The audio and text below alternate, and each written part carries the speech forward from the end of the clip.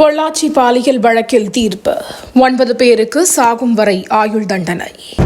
பொள்ளாச்சி பாலியல் வன்கொடுமை எனும் பெருங்கொடுமைக்கு நீதி கிடைத்துள்ளது. முதல்வர் மு க ஸ்டாலின் கருத்து. வழங்கப்பட்ட தண்டனையை வரவேற்கிறேன். எல். முருகன் பேட்டி. மகளிர் உரிமை திட்டத்தில் 1000 ரூபாய் கிடைக்காத பெண்கள் ஜூன் 4ஆம் தேதி விண்ணப்பிக்கலாம். 2026 தேர்தலிலும் திமுக கூட்டணியே மாபெரும் வெற்றி பெறும் என நம்புகிறேன். விசிக தலைவர் திருமாவளவன் பேட்டி. வந்தே பாரத் ரயில்களை புதிய வழித்தடங்களில் இயக்க வேண்டும். அன்புமணி ராமதாஸ் வலியுறுத்தல். ஆதம்பூர் விமானப்படை தளத்தில் பிரதமர் மோடி விமானப்படை வீரர்களுடன் உரையாடல்.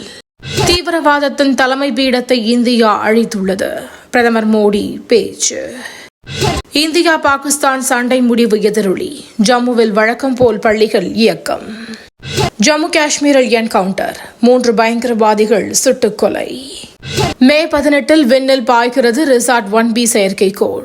இஸ்ரோ அறிவிப்பு. பாகிஸ்தானுக்கு ஆயுதங்களுடன் விமானம் அனுப்பப்படவில்லை. சீனா திட்டவட்டம். உக்ரைன் மீது தாக்குதல். 100 ட்ரோன்களை ஏவிய ரஷ்யா. அந்தமானில் தென்மேற்கு பருவமழை தொடங்கியது. படிப்படியாக குமரி முனைக்கு வரும் என தகவல். தமிழகத்தில் 4 நாட்கள் பல்வேறு மாவட்டங்களில் கனமழைக்கு வாய்ப்பு. சென்னை வானிலை மையம் கணிப்பு.